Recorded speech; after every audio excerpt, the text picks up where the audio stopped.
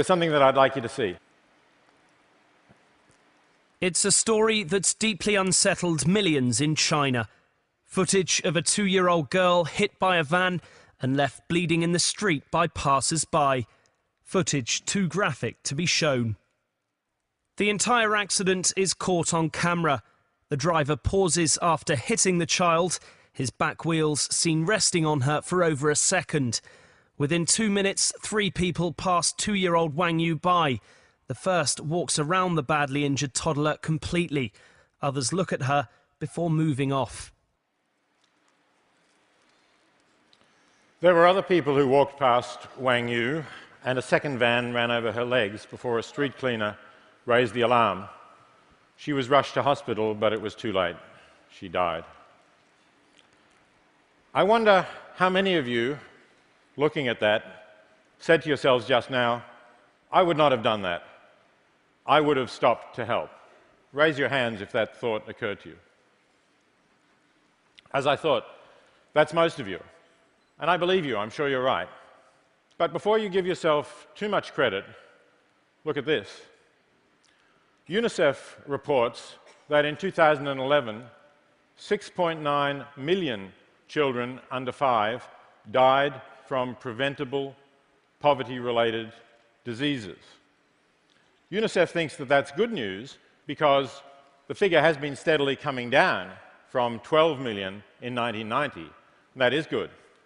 But still, 6.9 million is 19,000 children dying every day. Does it really matter that we're not walking past them in the street? Does it really matter that they're far away? I don't think it does make a morally relevant difference.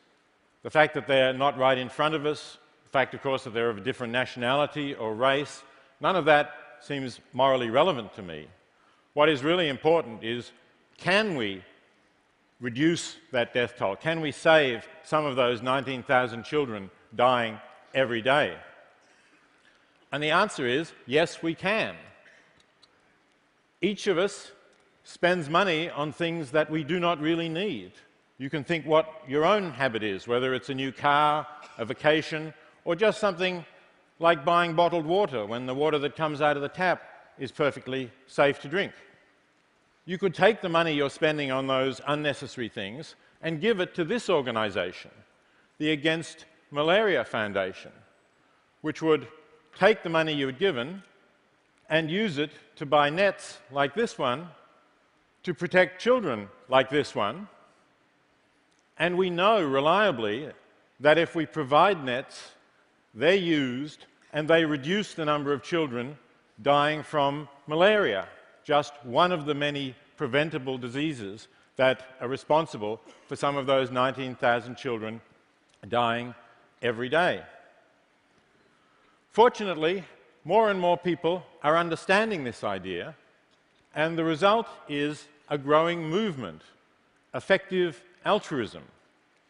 It's important because it combines both the heart and the head. The heart, of course, you felt the empathy for that child. But it's really important to use the head as well to make sure that what you do is effective and well-directed. And not only that, but also I think reason helps us to understand that other people, wherever they are like us, that they can suffer as we can, that parents grieve for the deaths of their children as we do, and that just as our lives and our well-being matters to us, it matters just as much to all of these people. So I think reason is not just some neutral tool to help you get whatever you want. It does help us to put perspective on our situation. And I think that's why many of the most significant people in effective altruism have been people who've had backgrounds in philosophy or economics or math. And that might seem surprising because a lot of people think philosophy is remote from the real world. Economics, we're told, just makes us more selfish. And we know that math is for nerds. But in fact, it does make a difference. And in fact, there's one particular nerd who has been a particularly effective altruist because he got this. This is the website of the Bill and Melinda Gates Foundation, and if you look at the words on the top right-hand side, it says, all lives have equal value. That's the understanding, the rational understanding of our situation in the world that has led to these people being the most effective altruists in history, Bill and Melinda Gates and Warren Buffett.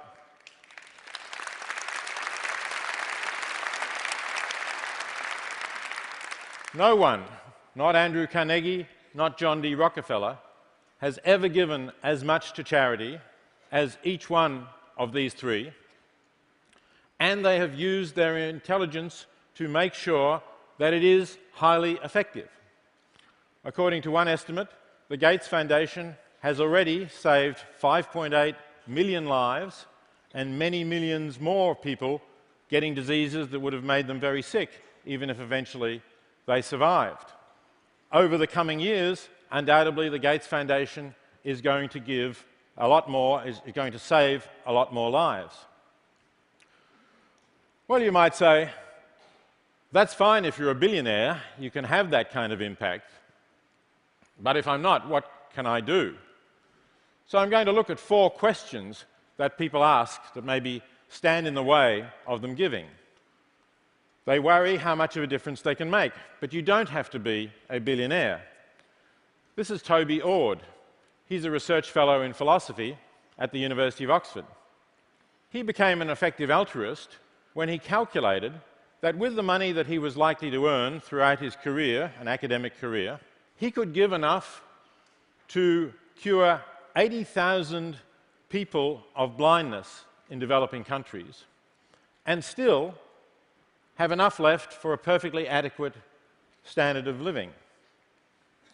So Toby founded an organisation called Giving What We Can to spread this information, to unite people who want to share some of their income, and to ask people to pledge to give 10% of what they earn over their lifetime to fighting global poverty. Toby himself does better than that. He's pledged to live on £18,000 a year, that's less than $30,000, and to give the rest to those organisations. And yes, Toby is married and he does have a mortgage.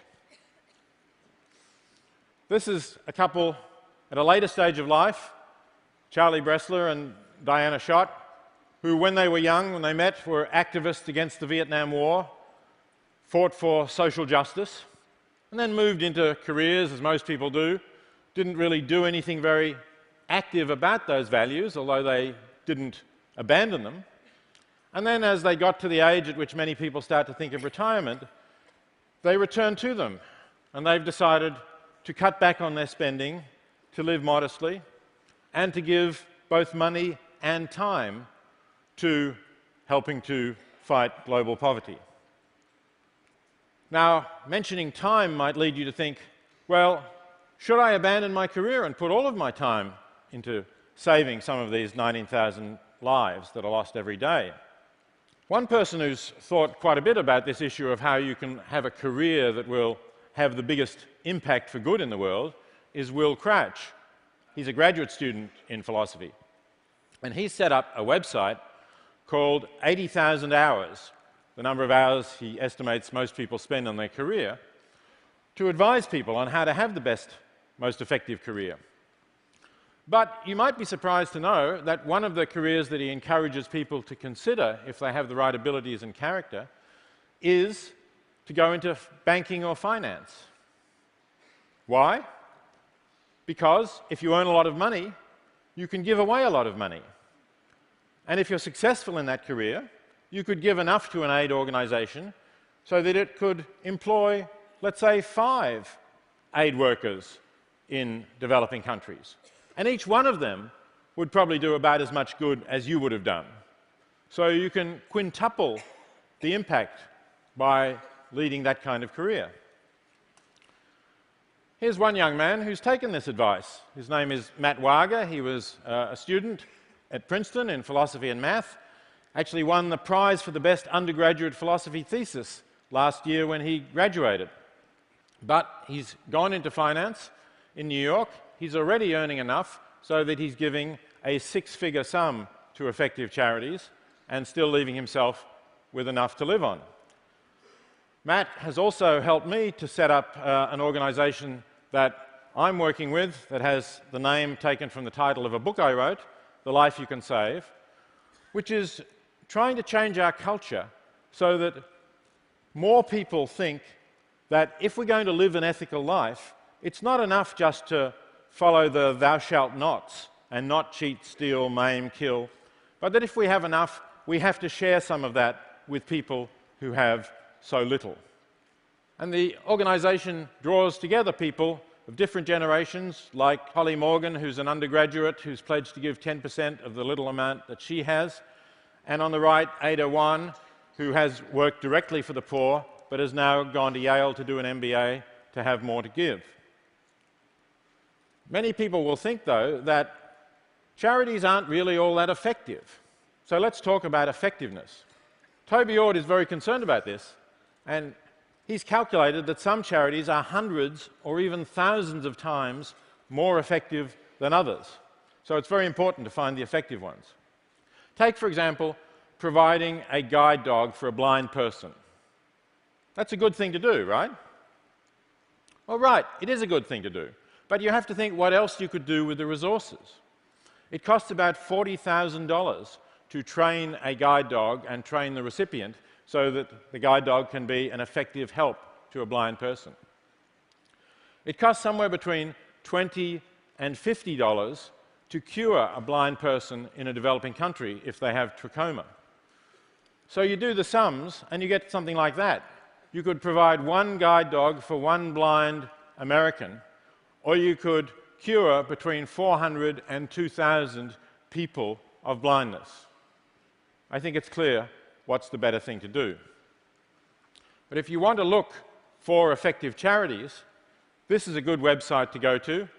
GiveWell exists to really assess the impact of charities, not just whether they're well run. And it's screened hundreds of charities and currently is recommending only 3, of which the Against Malaria Foundation is #1. So it's very tough. If you want to look for other recommendations, thelifeyoucansave.com and Giving What We Can both have a somewhat broader list. But you can find effective organisations. And not just in the area of saving lives from the poor. I'm pleased to say that there are now also a website looking at effective animal organisations. That's another cause that I've been concerned about all my life. The immense amount of suffering that humans inflict on literally tens of billions of animals every year. So if you want to look for effective organisations to reduce that suffering, you can go to effective animal activism. And some effective altruists think it's very important to make sure that our species survives at all. So they're looking at ways to reduce the risk of extinction. Here's one risk of extinction that we all became aware of recently when an asteroid passed close to our planet.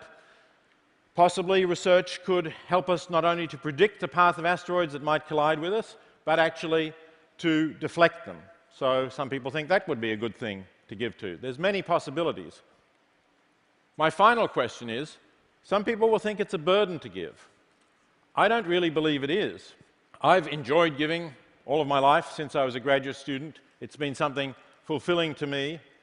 Charlie Bressler said to me that he's not an altruist. He thinks that the life he's saving is his own.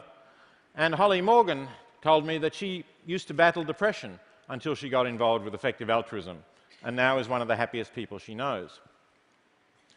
I think one of the reasons for this is that being an effective altruist helps to overcome what I call the Sisyphus problem.